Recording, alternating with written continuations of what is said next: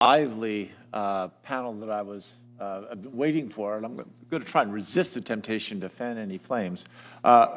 First, Mr. Chair, I wanted to thank you for all the work on the infrastructure as you walk out the door. But well, he's doing the real work.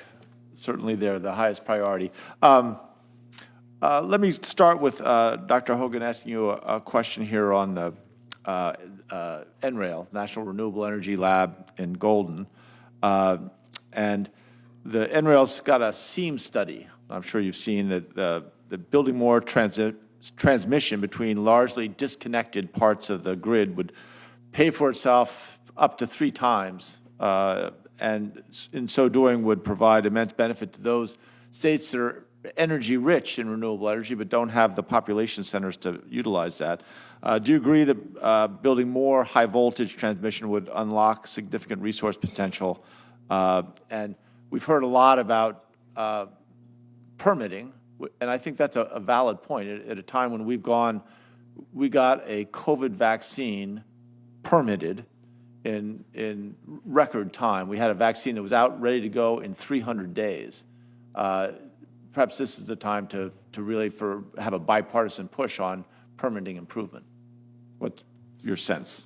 Well, thank you. And yes, the country would benefit from more high voltage transmission lines for the reasons that you point out and are well put forth in the NREL SEAM study.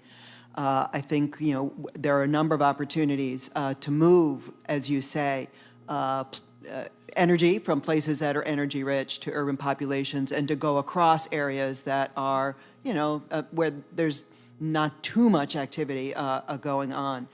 And you're absolutely right that being really thoughtful about the permitting and other people parts of these conversations is really important. I think that's really one of the sets of objectives that behind the American Jobs Plan proposal for a new grid development deployment authority at the Department of Energy, one where we could help have the Department of Energy be a much stronger coordinating force on a lot of these issues, as well as having access to some creative financing tools that can help leverage, not replace, private sector investment in transmission. Again, that's a big part of that is in the infrastructure discussion draft, but we would also love to talk about some additional improvements there. I think you'd find a lot of support in the Senate for that. Ms. Trujillo, I wanted to ask, as you know, Western water resource development and management is somewhat unique. We have projects that serve agriculture, population centers, cities large and small, outdoor recreational economy. The $5 billion that's set aside in the discussion draft is a good start, but I'll add that many Western water providers in Colorado are urging that we do more. Do you agree that we need to prioritize additional infrastructure in terms of water storage? Thank you very much, Senator. The issues in the West are very concerning. We are dealing with drought on a daily basis, and the provisions in the bill are a good start. They support many of the ongoing programs that we have in place to be able to address drought. We think we can include more programs such as Indian water rights settlements, rural water provisions, and dam safety. There's an all-hands-on-deck approach right now to our water supply issues. Great, thank you. Mr. French,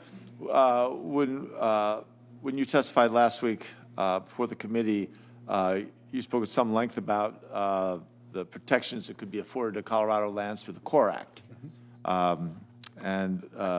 This week I'd like to shift focus from lands that need protecting to the lands that the Forest Service is trying to help recover from wildfires. And I thought maybe you could speak a moment about the backlog of projects with respect to forest fire recovery, not just in Colorado, but across the West. Yeah, thank you for the question, Senator. There's at least 63 million acres of our national forest system right now that are in need of a backlog of treatments that are in an extreme condition to produce wildfire. Our scientists show that if you want to reduce 80% of the risk to communities, there's about 20% of those acres that we need to treat. Those are the most critical spaces for us to be in. And in order to do that, we have to scale up our work by at least 2 to 4 times what we're doing right now. That's the backlog that we have to get up. Right. It's prodigious. Great. Thank you all very much as a live. I have other questions I will submit in writing. I yield to the chair. Thank you, Senator. Senator Daines. Thank you, Mr. Chairman. Us Westerners love these conversations, don't we, Governor? We do. All right. Clean and reliable water is fundamental to human life. The Montana delegation has worked for over a decade